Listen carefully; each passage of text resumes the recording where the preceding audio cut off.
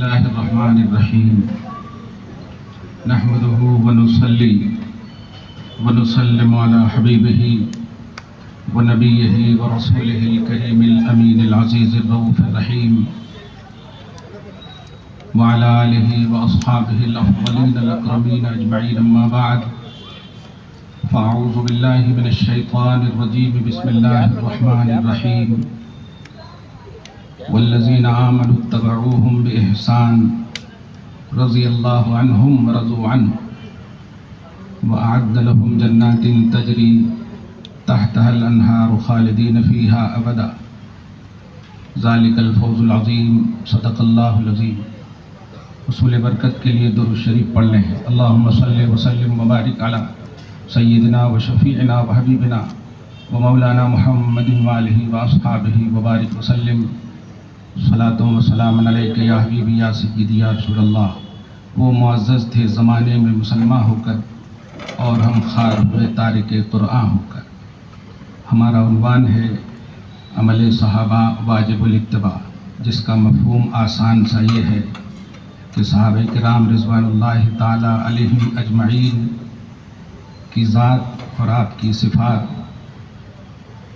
کو ہم مانیں گے اور یہ ماننا ہمارے لیے ضروری ہے، لازم ہے۔ سب سے بڑی وجہ کیا ہے کہ صحابہ ہمارے لیے واجب الاتباع کیوں ہیں؟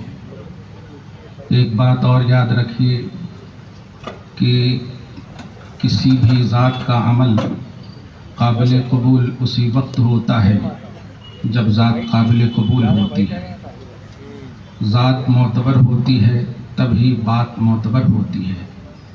تو صحابہ کا عمل واجب الاتباع اس لیے ہے کہ صحابہ مقتدا ہیں، صحابہ لائق اتباع ہیں۔ آپ کی ذات قرآن پاک نے صحابہ کی عظمتوں کو نکھار کر ابھار کر پیش کیا ہے، یہاں تک کہ جنہوں نے صحابہ کرام کو اپنی ایمانی اسلامی آنکھ سے دیکھا وہ بھی گارنٹڈ ہو گئے۔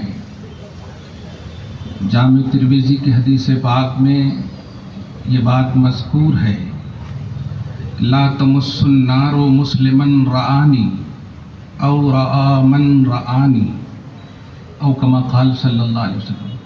اس مسلمان کو جہنم کی آگ چھو نہیں سکتی جس نے مجھے دیکھا، اور اسے بھی نہیں چھو سکتی جس نے میرے دیکھنے والے کو دیکھا۔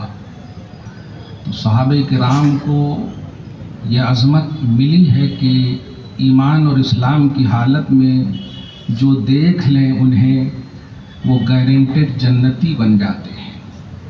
سورہ توبہ کی آیت نمبر 100 میں نے تلاوت کی ہے، اسی کی طرف یہ آیت اشارہ کرتی ہے، والذین آمنوا اتبعوہم بإحسان رضی اللہ عنہم ورضوا عنہ۔ وہ لوگ جنہوں نے صحابہ کرام کی اتباع کی۔ یہاں انصار و مہاجرین دونوں کا ذکر ہے۔ آیت کی ابتدائیہ میں دیکھیں گے تو انصار و مہاجرین جو دو ہی کوالٹی تو ہے صحابہ کی، تو جو لوگ صحابہ کرام کی اتباع کریں گے یا جن لوگوں نے اتباع کی، جن لوگوں نے انہیں آئیڈیل مانا، اللہ پاک فرماتا ہے رضی اللہ عنہم ورضوا عنہ، ان سے بھی اللہ راضی اور یہ بھی اللہ کے انعام و اکرام سے راضی۔ ان کے لیے جنتیں، ان کے لیے باغات۔ اب آپ اندازہ لگائیں اس آیت کریمہ سے کہ صحابہ کرام کی اتباع اللہ کی رضا کا کامل ذریعہ ہے، اللہ کی خوشنودی کی سند ہے۔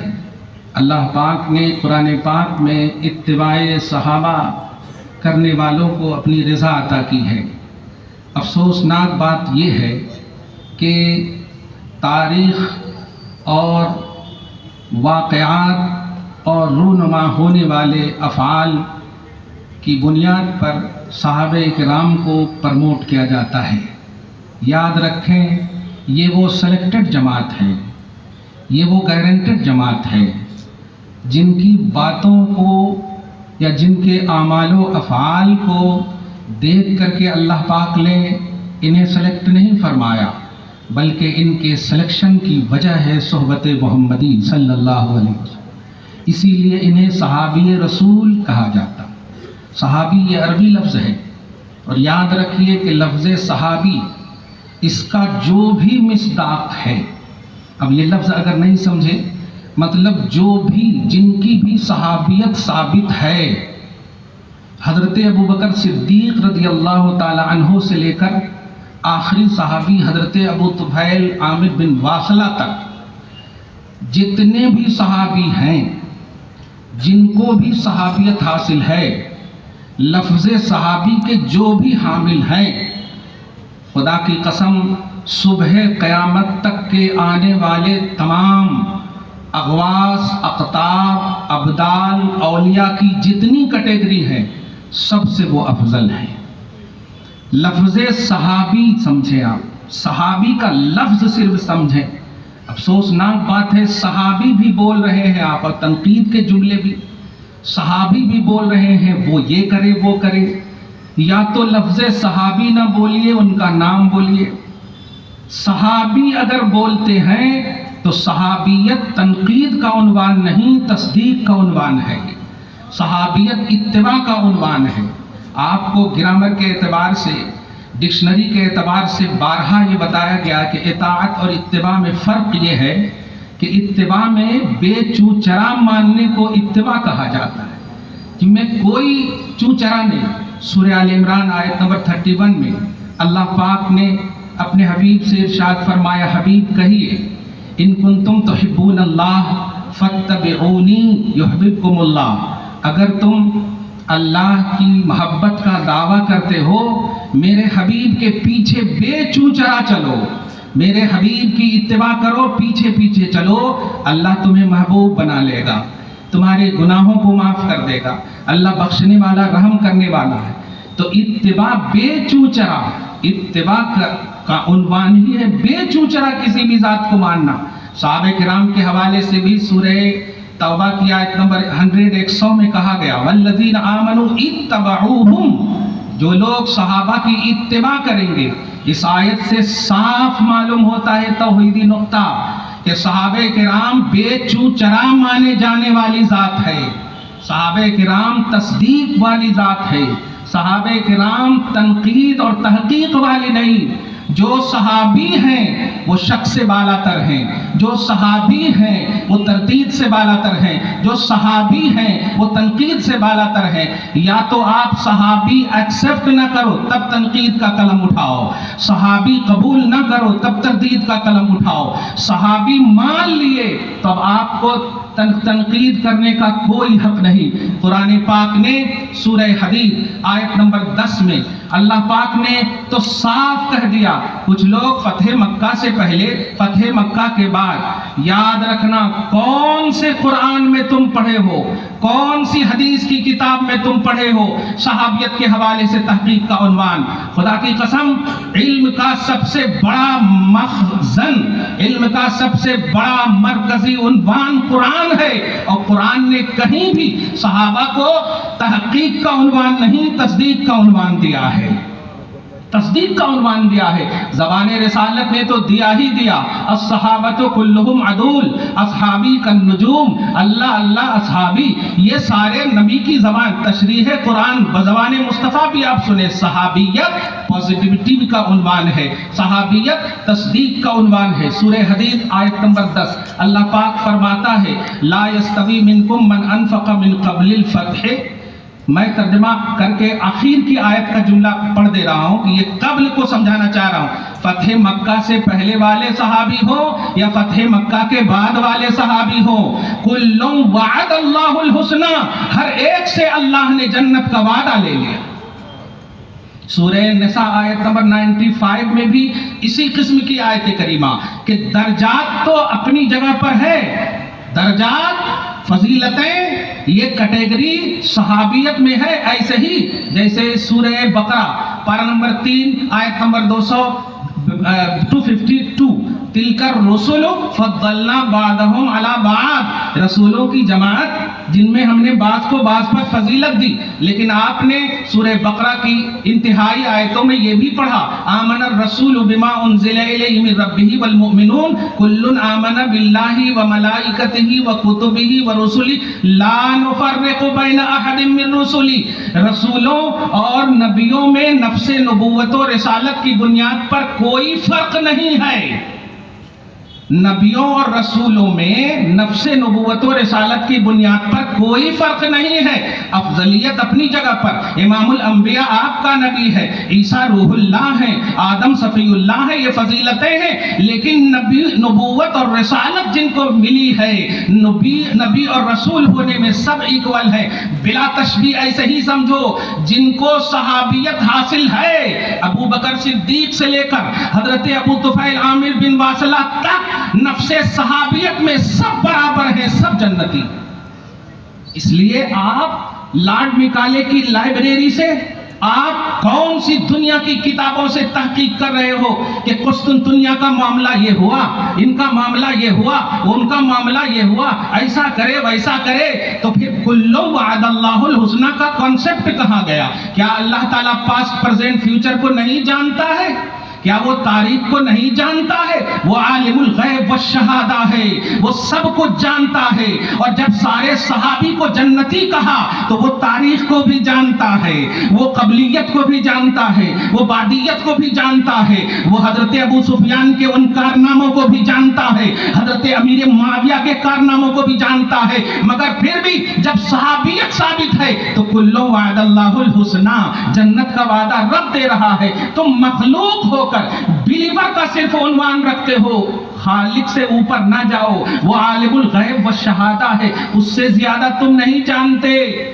इसलिए जब रब ने आलिमुल गैब व शहादा ने सारे सहाबी को जन्नती कहा है तो आप इधर उधर ना जाए। सूरह हज में आप देखें अल्लाह पाक इरशाद फरमाता, बल्कि उससे पहले आप देखें सूरह हुजरात आयत नंबर 3 में अल्लाह पाक फरमाता है, इम्तहनल्लाहु कुलूबहुम लित्तक़वा, कि अल्लाह ताला ने सहाबा के दिलों को तक़वा के लिए चुन लिया है। जरा आप समझिए कि याद रखिएगा, कुरान पाक में जो आयत नाजिल होती है उसका शाने नुज़ूल खास होता, लेकिन चूंकि ये कुरान जो है किताब हिदायत है, सुबह क़यामत तक के लिए किताब हिदायत है, लिहाजा किताब में अल्फाज़े कुरान का एतबार होता है, शाने नुज़ूल का नहीं होता। तो शान नुज़ूल अगर खास मौके और वक्त के लिए हुए हैं, उसका बैकग्राउंड ये है, तो वहीं तक नहीं है, बल्कि उसको उस बेस पर आगे भी किया जाएगा। सहाबा के हवाले से कहा गया, इम्तहनल्लाहु कुलूबहुम लित्तक़वा, कि अल्लाह ने इनके दिलों को तक़वा के लिए सेलेक्ट कर लिया है, तक़वा के लिए चुन लिया है। अब जरा अंदाजा लगाएं, सहाबे किराम को तक़वा के लिए चुन लिया है, तक़वा के लिए रब ने चुन लिया है। आप समझिए, आप अपने अमल की बुनियाद पर मुत्तकी होगे, आप अमल करोगे तो मुत्तकी होगे, लेकिन अल्लाह ने सहाबे किराम को तक़वा के लिए चुन लिया है। और जानते हैं दिलों का तक़वा कैसे हासिल होता है? सूरतुल हज आयत नंबर 32 अल्लाह पाक फरमाता है, मन युअज़्ज़िम शआइरल्लाह फ़इन्नहा मिन तक़वल क़ुलूब, जो अल्लाह की निशानियों की ताज़ीम करता है, अल्लाह ताला उन्हें दिलों का तक़वा अता करता है। अब मैं जरा पूछना चाहता हूं, तवज्जो से जरा सुने, कि ताज़ीम से दिलों का तक़वा, और तक़वा के लिए अल्लाह ने सहाबे किराम के दिलों को सेलेक्ट कर लिया। तो अब सवाल दूसरा, मेयारे कुरान जो सिलेक्शन का नजर आ रहा है कि ताज़ीम से दिलों का तक़वा हासिल होता, और अल्लाह की निशानात, अल्लाह की निशानियों की ताज़ीम करने से दिलों का तक़वा मिलता है। बिला तशबीह समझो मुसलमानों, सारी कायनात की जितनी भी निशानियां हैं, एक तरफ आसमान निशानी है तौहीद की, जमीन निशानी है तौहीद की, इन फी ज़ालिका लायातिल लिक़ौमिन यतफ़क्करून, इन सब में निशानियां हैं, सारी निशानियां एक तरफ। लेकिन सुनो, ये जो एड्रेसिंग है, ये सब सिफ़ाते इलाही की एड्रेसिंग है, अल्लाह की सिफतों तक पहुंचने की एड्रेसिंग है। लेकिन आपका नबी मुहम्मदुर रसूल رسول اللہ صلی اللہ علیہ وسلم یہ اللہ کی ذات کی، اللہ کی صفات کی صرف نشانی نہیں، خدا کی ذات کی بھی نشانی ہے، اللہ کی ذات تک پہنچنے کی نشانی ہے۔ اب سمجھ میں آیا کہ سورہ حجرات آیت نمبر 3، سورہ حج آیت نمبر 32، دونوں کا جب کمپیئر کر کے، انالائز کر کے، تجزیہ کر کے مطالعہ کرتے ہیں تو قرآن پاک نے ایک ذہن دیا کہ صحابہ کا دل تقویٰ کے لیے، اور تقویٰ کا دل جن کو ملتا وہ تعظیم سے ملتا۔ تو سوال یہ ہے کہ یہ صحابہ تعظیم کرے تو کس کی کرے؟ آسان جواب ملے گا، اس ذات خداوندی کی معرفت کرانے والے محمد الرسول اللہ کی تعظیم کرے۔ اسی بنیاد پر ان کے دلوں کو اللہ نے تقویٰ کے لیے چن لیا ہے۔ چنانچہ اسی آیت کے فرسٹ ٹکڑے میں آپ دیکھیں گے کہ لا ترفعوا ان الذین یغضون اصواتهم عند رسول اللہ، جو بارگاہ رسالت کا ادب و احترام کرتے ہیں۔ آواز پست کرنا یہ ادب و احترام سے ہی مستعار ہے کہ جو ادب کرتے ہیں ان کے دلوں کو چن لیا ہے، ان کے دلوں کو۔ اب خلاصہ یہ نکلا کہ تعظیم سے دلوں کا تقویٰ، صحابہ کے دل کو تقویٰ کے لیے اللہ نے سلیکٹ کیا۔ آسان سے دنیا والوں کو بتانا چاہتا ہے صحابہ کے دل کو میں نے چنا ہے، اور اس کی وجہ ذات رسالت کی تعظیم ہے، محمد الرسول اللہ کی تعظیم ہے، اللہ کے حبیب کی تعظیم ہے۔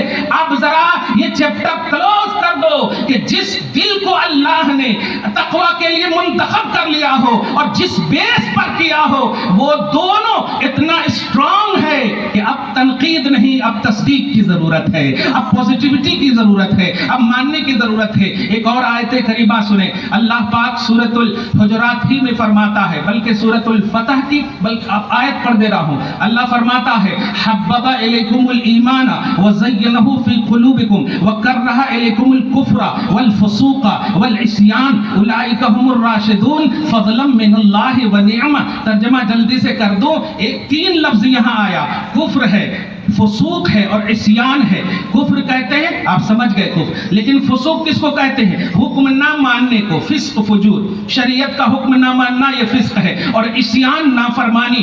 گویا جتنی بھی نگیٹیوٹی شریعت اور توحید کی ہو سکتی ہے وہ یا تو کفر ہوگی یا فسق ہوگا یا عصیان ہوگا، اور اللہ فرماتا ہے کہ ہم نے تمہارے لیے ایمان کو محبت کا عنوان دے دیا ہے اور تمہارے دلوں میں ایمان کو مزین کر دیا ہے۔ اور اے صحابہ کی جماعت سنو، کر رہا الیکم الکفر والفسوق والعصیان، ہم نے فسق کو بھی تیرے لیے ناگوار بنا دیا ہے، کفر کو بھی ناگوار بنا دیا ہے، عصیان کو بھی ناگوار بنا دیا ہے۔ آپ سمجھ رہے ہیں، جو اللہ اتنا اعلیٰ کانسیپٹ دے صحابہ کو کہ نہ تم کافر ہو سکتے ہو، نہ تم فاسق ہو سکتے ہو، نہ تم عاصی ہو سکتے ہو۔ اب اس سے بڑی بات کیا ہوگی کہ وہ نہ کافر ہیں، نہ فاسق ہیں، نہ عاصی ہیں، تو کس بیس پر تنقید کا عنوان پیش کیا جا رہا ہے کہ ایسا کرے، ویسا کرے، یہ کرے، وہ کرے، یہ کرے، وہ کرے؟ نہیں، ان میں وہ چیز تلاشو جس سے تمہارے ایمان میں ازدیاد ہو، جس سے تمہارے ایمان میں اضافہ ہو، جس سے تمہارے، اس کو پوزیٹیوٹی کہتے ہیں، اس کو پوزیٹیوٹی۔ اور جب آپ کسی ذات کے لیے پوزیٹیو ہو نا تو آپ جانتے ہیں کہ اس کی ہر ادا اچھی لگتی ہے، اس کی ہر بات اچھی لگتی ہے۔ یہ نگیٹیوٹی ہے امت کا، امت کے ان اسکالر کا جو آج سوشل میڈیا کے ذریعے سے آنکھیں خیرہ ہو جاتی ہیں جب یہ تحقیق پیش کی جاتی۔ ابو بکر کی جماعت، عمر کی جماعت، نوجوانوں، صحابہ کرام کو بیس آف ایمان، بیس آف نجات، بیس آف ہدایت، یہ تم نے نہیں، تمہیں تو ماننا ہے، رب نے بنایا، تمہیں ماننا ہے، رب نے بنایا ہے۔ سورۃ البقرہ آیت نمبر 137 میں اللہ سبحانہ فرماتا ہے کیا فَإِنْ آمَنُوا بِمِثْلِ مَا آمَنْتُمْ بِهِ فَقَدْ اهْتَدَوْا۔ اے لوگوں سنو، تم صبح قیامت تک کے تمام ان مومنین کو، اسکالر تو بعد میں بنو گے، پہلے ایمان تو سنبھالو۔ ایمان چاہتے ہو، ہدایت چاہتے ہو تو اپنی ایمان اور ہدایت کا بیس صحابہ کو بناؤ۔ ان آمنوا بمثل ما آمنتم به فقد اهتدوا، 2 جگہ ہے، اذا قیل لهم آمنوا كما آمن الناس، کہ ایمان صحابہ کی طرح رکھو، بلیف صحابہ کی طرح رکھو، تب جا کر کے ہدایت پر رہو گے۔ کیا مطلب یہ ہوا کہ مسلمانوں صحابہ کرام کا کردار و عمل اس لیے نہیں ہے کہ ان کو ریجیکٹ کیا جائے یا تردید و تنقید کا آئینہ دیا جائے، نہیں۔ اگر آپ کو سمجھ میں نہیں آ رہی ہے تو آپ پیدل ہو جائیے۔ وہ تھاٹ، تھنکنگ، سینس کی دنیا نہیں ہے، وہ تصدیق کی دنیا ہے، وہ بلیو کی دنیا ہے، وہ ماننے کی دنیا ہے۔ آپ کیا جانتے ہیں؟ اللہ سبحانہ نے انہیں فائز المرام، بلکہ آپ ذرا غور کیجئے، قرآن پاک میں سب سے پہلے جو توحید کے مخاطب ہیں وہ صحابہ ہی تو ہیں۔ یا ایھا الذین آمنو، آپ بعد میں ہو، صحابہ پہلے ہیں۔ اے ایمان والو، اے ایمان والو، اے ایمان والو، گویا جن کے ایمان کی سند بار بار رب نازل کرے ان کے حوالے سے نگیٹیوٹی کا عنوان امت میں دیا جا رہا ہے۔ میں طبقاتی سوچ نہیں دے رہا ہوں، پازیٹیو رہو یہ سوچ دے رہا ہوں۔ صحابہ کا طرز زندگی، صحابہ کا عمل، کل میں نے بھی دیکھے ہیں جلوس، کل میں نے بھی، میرے پاس بھی بہت سارے کلپ آئے، مگر میں ان برائیوں کی طرف دھیان دلانا نہیں چاہتا۔